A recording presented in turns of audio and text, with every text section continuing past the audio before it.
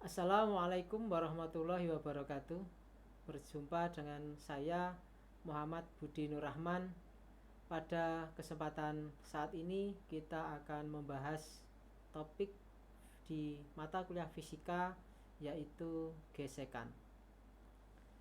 Sebuah benda ini ketika kita letakkan di atas meja, gaya gravitasi diimbangi dengan gaya normal.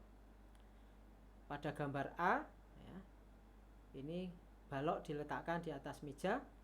Kemudian pada gambar B, ya, bisa kita lihat balok ditarik ke kiri, gaya gesekan diarahkan ke kanan untuk menyeimbangkan gaya tarik. Balok tidak bergerak karena ada gaya gesek statis. Pada gambar C dan D menunjukkan bahwa saat gaya ditingkatkan besarnya, gaya gesekan statis juga akan meningkat dan balok tetap diam. Ketika gaya mencapai besaran tertentu, balok akan lepas dari permukaan meja dan berakselerasi ke kiri, akan bergerak ke kiri. Gaya gesek yang melawan gerak disebut dengan gaya gesek kinetik. Gaya gesek kinetik lebih kecil daripada gaya gesek statis. Jika balok bergerak melintasi permukaan dengan kecepatan konstan, besarnya gaya akan berkurang setelah balok mulai bergerak. Kalau kita lihat pada grafik gambar G, ketika gaya pada balok dinaikkan perlahan-lahan hingga terjadi gerakan, pengurangan gaya diperlukan untuk menjaga balok tetap bergerak dengan kecepatan konstan setelah bergerak. Sifat gesekan: gaya F cenderung menggeser benda sepanjang permukaan. Gaya gesekan dari permukaan bekerja pada benda. Gaya gesekan sejajar dengan permukaan dan diarahkan sedemikian rupa untuk melawan gaya karena ikatan antara benda dan permukaan. Pada saat benda diam, maka disebut dengan gaya gesek statis, disimbolkan dengan Fs.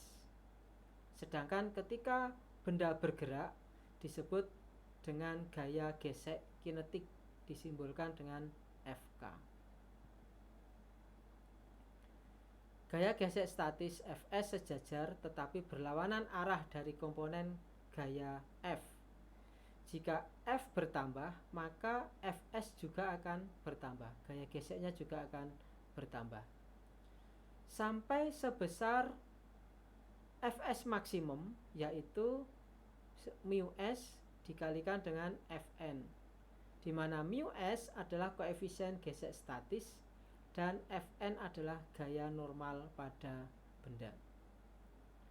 Jika komponen F sejajar permukaan melebihi dari gaya gesek statis maksimum, maka benda akan meluncur atau benda akan bergerak di permukaan.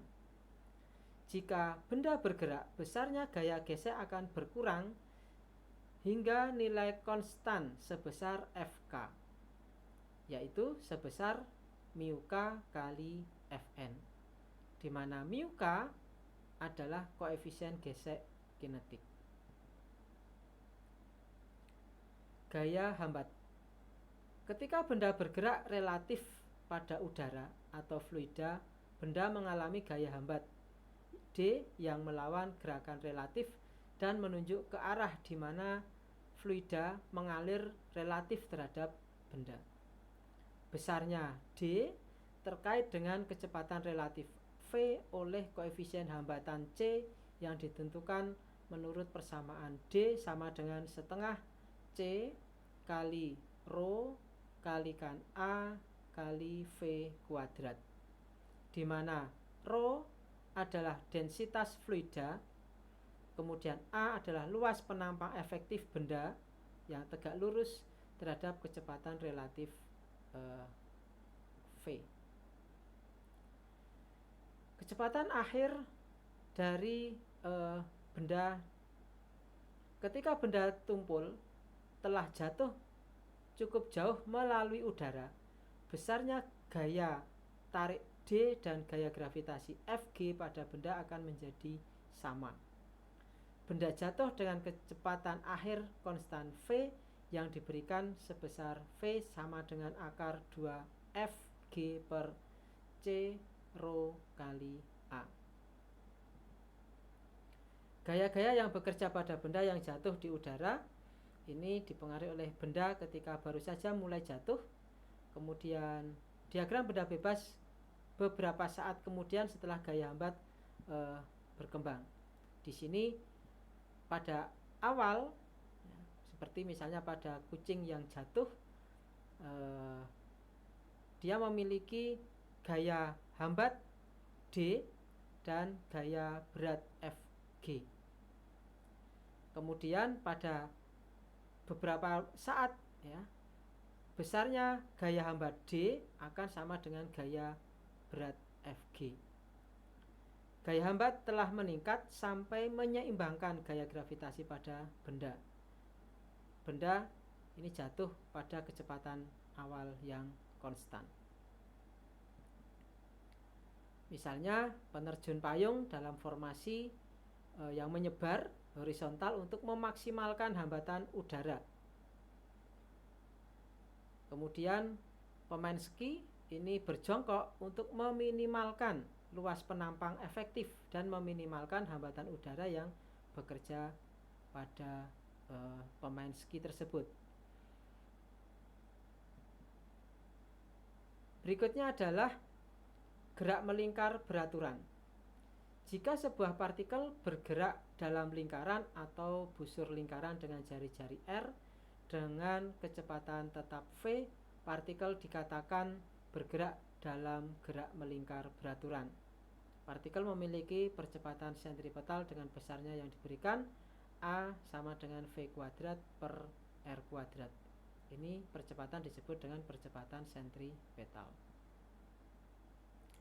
Besar gaya sentripetal diberikan oleh F sama dengan M kali V kuadrat per R, di mana M adalah massa partikel, kemudian kuantitas vektor A dan F diarahkan menuju ke pusat kelengkungan jalur partikel.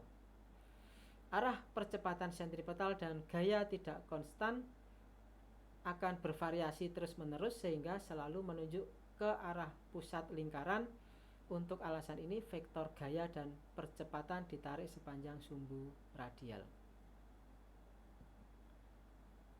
Sebagai contoh misalnya gerak diavolo ini aksi mengendarai sepeda secara melingkar dengan kecepatan tertentu sehingga si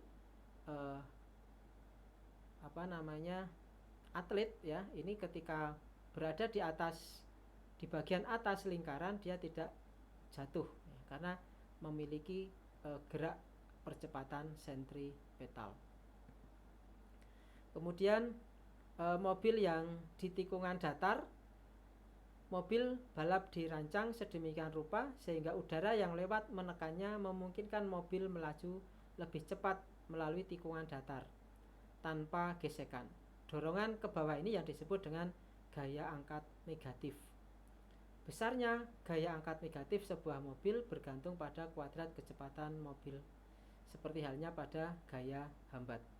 Jadi gaya angkat negatif pada mobil relatif lebih besar, tetapi mobil melaju lebih cepat. Kemudian pada belokan melingkar misalnya pada bagian jalan raya yang melengkung melalui selalu membelok untuk mencegah mobil meluncur dari jalan raya. Saat jalan raya kering, gaya gesekan antara ban dan permukaan jalan mungkin cukup untuk mencegah terjadinya luncuran. Ketika jalan raya basah, gaya gesekan dapat diabaikan dan kemudian menjadi penting. Baik, demikian pembahasan kita tentang gaya gesekan. Untuk beberapa kasus tadi juga ada contoh-contohnya dan mudah-mudahan menjadi lebih jelas. Demikian saya akhiri. Assalamualaikum warahmatullahi wabarakatuh.